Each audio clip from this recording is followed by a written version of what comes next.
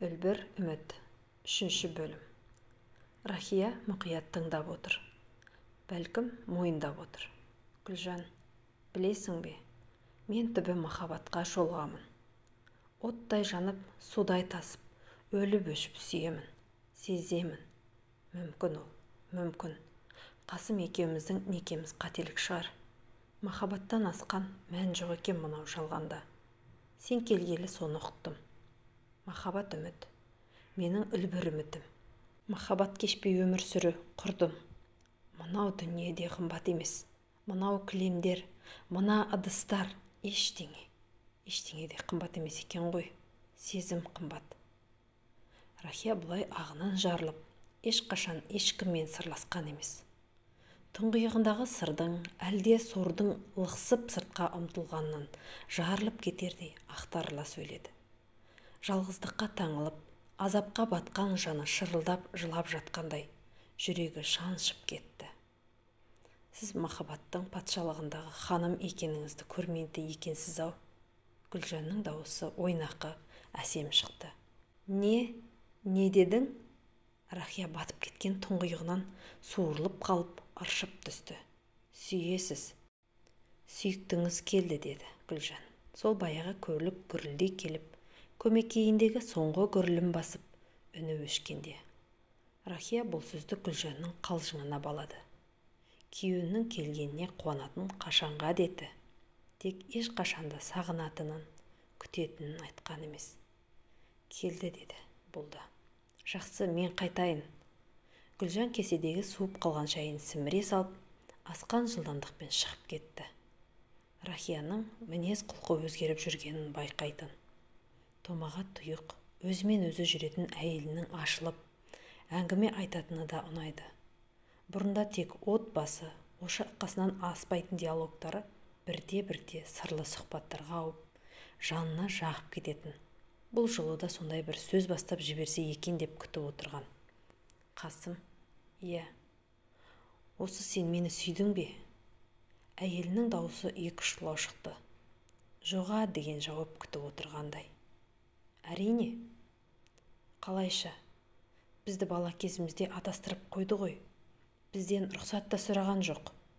Осылар бірін-бірі қалай ма, жоқ па деген сұрақ болмады. Иә, менің де әкем ерте жастан ескертумен болды. Екеуміздің әкелеріміз қызметтес достар. Сыйластықтарын үзгісі келмеді. Сені қандай қыз екен деп ойлайтынмын. Есіңде ме, алғашқы рет 12 жасымызда кездестік. Онда сен сирағы ұзын, бұрымды қыз едің. Сенен аласа едім. Үйге келгенде, мен ондай сорайған қызды алмаймын деп қиғылық салғанмын. Әкем сонда, сен оның қандай сұлу болатынын білмейсің, деп анам екеуі әбден күлген. 16-ға толғаныңда маған да барасың деп бұйрық берді. Алғаш барғым келмеді. Онда Ғалияны ұнататынмын. Маған жер бетінде одан асқан сұлу жоқтай көрінетін. Ғалия да ұнататын сияқты мені. Екеуміз кештерде билеп, кеш соңынан шығарып салып, ұзақ сырласатынбыз. Күйеуінің өзге қыз туралы айтып толғанып отырғанына жыны келді. Өне бойы күйіп, жанып бара жатқандай. Бұл не, қызғаныш па? Кет, жоғал, шық үйден дегісі келді. Көкірегім бір өксік соғып жатқандай. Міне жарып жіберді, керіп барады. Шыдады. Ішкі арпалысын сездірмеуге тырысты. Өзі алысты. Мен де сені тағы жетіп келмес екен деп ойладым. Рахия сықылықтай күлді. Ыза болған әйелдің күлкісі саф болсын ба? Ызғарлы күлкі. Мен саған сол кезде ғашық болдым. Баяғы ұзын сирақ қызды көремін деп барғанымда, хор қызындай перизатқа жолықтым.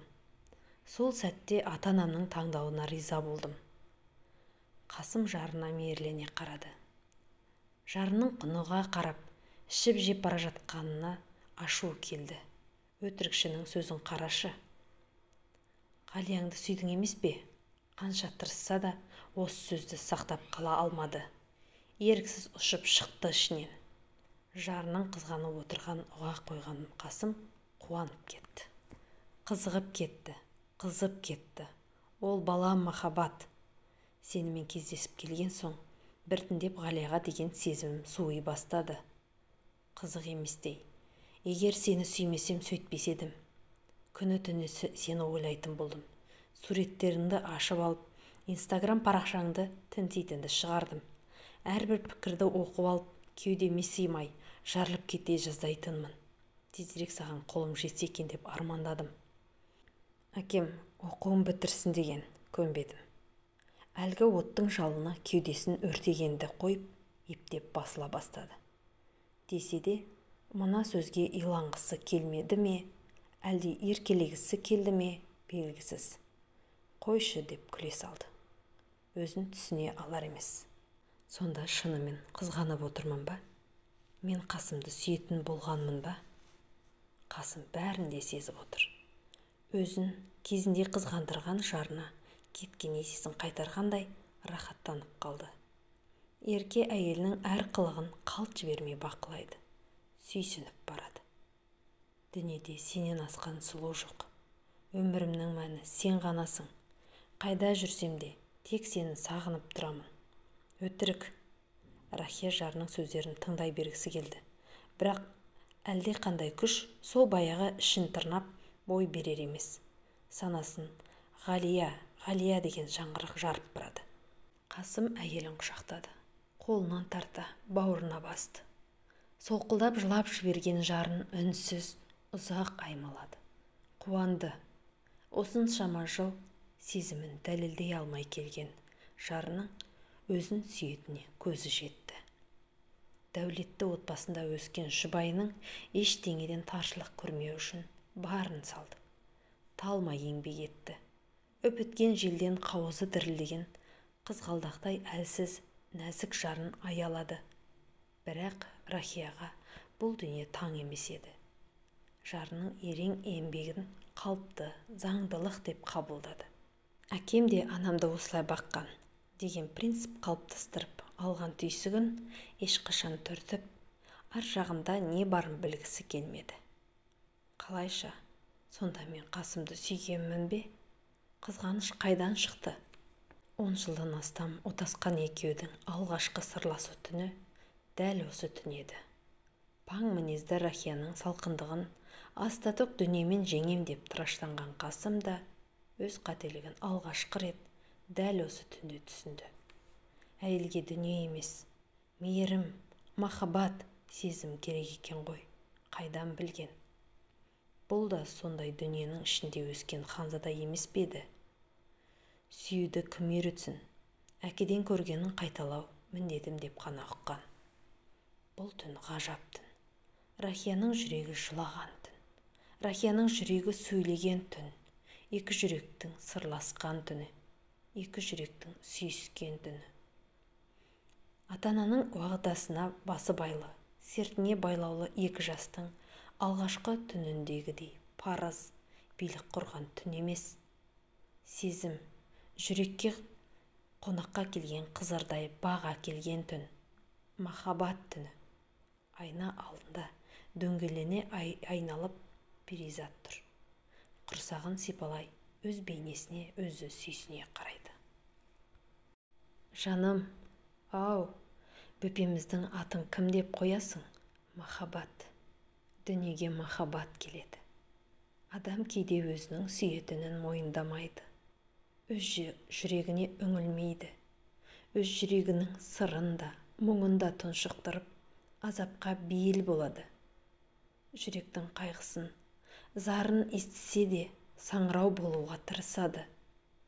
Махаббат мойындамасқа мойын бұрып та қарамайды.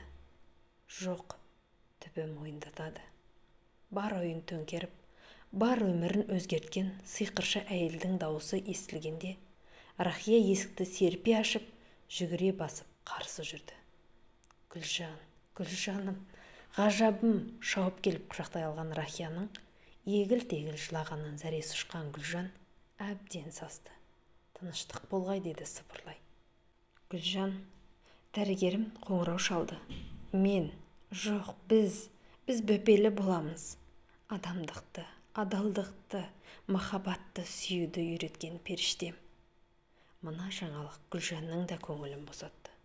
Оның үстіне кеше ғана ешкіммен артық сөз сөйлеспей, паң басып, тәкаппар сөйлейтін сұлу әйелдің жаны сұлуланып, өзгеріп кеткені онан бетер толқытып жүреді. Сүю, сүйікті болу, ана болу, міне осы үш үмітпен ғана өмір сүретін. Тым әлсіз, нәзік, үлбір үміт. Адам да қателеседі, дәрігер де қателеседі. Сенім, Алланың шексіз құдіретіне деген шүбәсіз сенім, бәрі де өзгереді. Алла ұлық.